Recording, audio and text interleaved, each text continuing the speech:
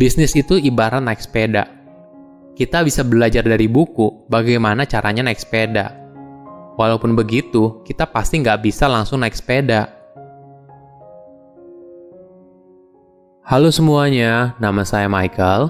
Selamat datang di channel saya, Sikutu Buku.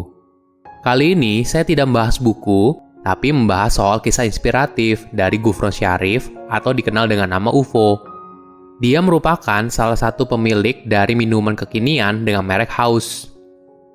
Sebelum kita mulai, buat kalian yang mau support channel ini agar terus berkarya, caranya gampang banget. Kalian cukup klik subscribe dan nyalakan loncengnya. Dukungan kalian membantu banget supaya kita bisa rutin posting dan bersama-sama belajar di channel ini. Sebagai informasi, Haus berdiri sejak tahun 2018. Dalam sebulan, Haus mampu menjual 2 juta gelas dengan total omset mencapai 20 miliar. Hebat banget kan? Padahal usahanya baru berjalan setahunan loh. Jadi, bagaimana kisahnya? Strategi apa yang dilakukan UFO untuk membuat Haus bisa seperti sekarang? Yuk kita simak bersama-sama. Setelah lulus kuliah, awalnya UFO bekerja sebagai pegawai kantoran selama 2 tahun. Namun, karena tidak betah, akhirnya UFO keluar dan mau berbisnis. Tapi, saat itu UFO dikasih syarat sama orang tuanya. Kalau mau bisnis, harus jadi dosen dulu. Akhirnya, UFO menjalani double job. Pekerjaan pertama sebagai dosen di Universitas Padjadjaran Bandung. Kemudian, setelah jadi dosen, UFO mulai usaha berbagai macam. Awalnya, dia sempat mencoba berjualan plastik daur ulang. Tapi setelah dijalani selama 6 bulan, UFO merasa itu bukan passionnya. Akhirnya dia tutup bisnisnya dan mulai berjualan makanan, yaitu rendang kemasan dengan merek Uda Gembul. Karena istrinya orang Padang, UFO jadi mau coba eksplor usaha rendang. Untuk belajar membuat rendang yang enak, setiap hari UFO pergi ke pasar untuk berteman dengan pedagang rempah rendang, agar dia diajarin bagaimana caranya bikin rendang yang enak. Berbagai pendekatan dilakukan oleh UFO, dari minum kopi bareng, main catur, sampai akhirnya setiap selesai dagang, pedagang rempah itu mengajari UFO bagaimana caranya bikin rendang. Bisnisnya ketika jualan rendang juga cukup booming, hingga menyentuh 600 juta dalam sebulan. Namun karena pasarnya terlalu niche, UFO berusaha untuk cari bisnis baru. Hingga akhirnya UFO bertemu dengan temannya yang sukses berjualan ayam goreng hingga punya 200-an cabang. Usaha ayam gorengnya itu ternyata menyasar pasar middle low. Ini merupakan sesuatu yang baru bagi UFO. Sebagai informasi, pasar middle low ini sangat besar di Indonesia. Itulah yang kemudian membuat UFO berpikir, produk apa yang cocok untuk pasar itu? Dengan harga yang terjangkau, yaitu 5.000 hingga 15.000. Angka segitu juga sudah berdasarkan riset yang dilakukan oleh UFO berdasarkan pada rata-rata pengeluaran orang di segmen middle low. Setelah melakukan riset, akhirnya dia memutuskan untuk menjual minuman. Berdasarkan pengalaman berbisnis makanan, UFO sadar kalau orang tidak membeli makanan di toko yang sama setiap hari. Tapi, kalau minuman, mungkin lain cerita. Walaupun makanannya berbeda, tapi minumnya bisa sama setiap hari. Setelah dihitung-hitung, ternyata bisnis minuman ini cukup menjanjikan. Akhirnya, UFO memutuskan untuk mengembangkan minuman kekinian bermerek Haus, yang menawarkan segala jenis produk yang berbahan dasar teh atau kopi yang sedang tren di pasar, dengan menyasar segmen middle low. Varian rasa yang ditawarkan juga sangat beragam, mulai dari Thai tea, green tea, black Oreo cheese, es kopi susu, dan sebagainya. Agar bisa sukses dengan harga yang terjangkau, maka UFO memberikan target harus mampu menjual 400 gelas dalam sehari. Hal ini disebabkan harga modal Haus itu cukup tinggi, mencapai 50% di setiap gelasnya. Selain itu, dalam hal menciptakan produk baru, sebenarnya UFO juga tidak memiliki latar belakang yang cocok, karena background dia adalah seorang akuntan. Tapi semua itu bisa dipelajarinya di internet, untuk menciptakan minuman yang menjadi menu di Haus. Tentu saja, selama ada kemauan, pasti di situ ada jalan. Setelah selesai menghitung, UFO kemudian mengumpulkan timnya yang berasal dari profesional dan juga orang yang pernah berbisnis. Semua anggota tim berasal dari lingkaran pertemanannya. Akhirnya, House mulai buka toko pertamanya di dekat Binus pada saat malam takbiran. Ada cerita menarik di baliknya.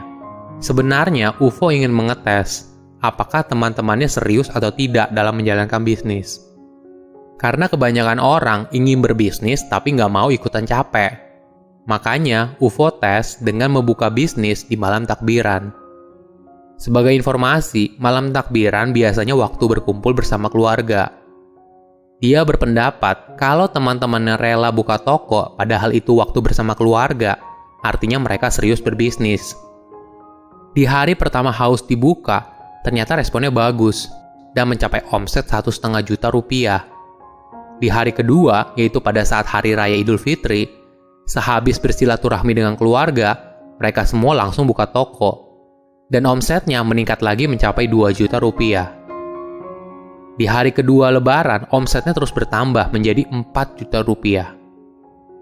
Ternyata, setelah anak-anak kecil yang tinggal di wilayah sekitar mendapat amplop Lebaran, mereka langsung membeli House. Tentu saja, ini karena harga House yang terjangkau, seharga 5 ribuan. Jika dibandingkan dengan minuman sejenis yang kalau di mall harganya mencapai 25 ribu. Dari awalnya karyawan hanya 2 orang, setelah melihat progres omset yang terus naik, UFO memutuskan harus menambah karyawan baru.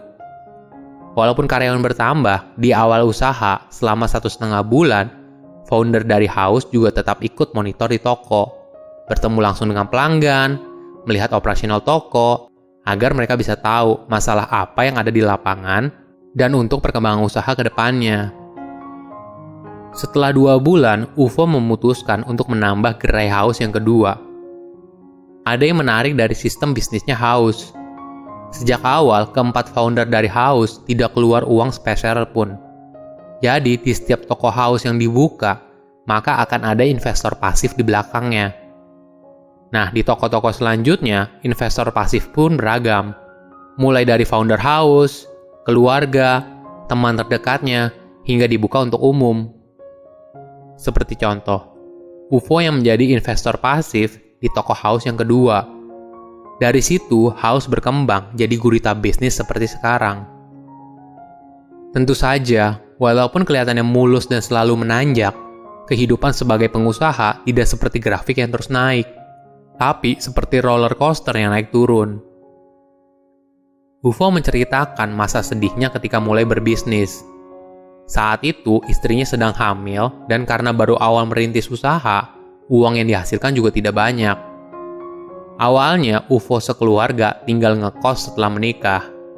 Namun, dia harus pindah ke kontrakan ketika istrinya mulai hamil besar karena tangga di kosannya yang tinggi. Tentu saja biayanya pun meningkat. Hingga akhirnya UFO hanya mampu membeli kasur. Tapi saat itu istrinya membutuhkan lemari baju. Dengan uang yang terbatas, UFO hanya mampu membayar DP-nya saja. Di situ UFO sempat terpikir untuk menyerah, karena merasa hidup sebagai pengusaha itu cukup berat. Namun, UFO kembali menguatkan dirinya, kalau tujuan dia berbisnis itu lebih dari sekedar uang. Momen saat itu adalah ujian berat bagi UFO dan keluarga. UFO pun bercerita, di masa itu ketika teman-temannya weekend bisa ke kafe atau ke restoran bersama keluarga, UFO hanya bisa mengajak anak-anaknya ke Indomaret untuk beli Kinder Joy. Bagi UFO, fase jatuh bangun dalam berbisnis harus dilalui. Bisnis itu ibarat naik sepeda. Kita bisa belajar dari buku bagaimana caranya naik sepeda.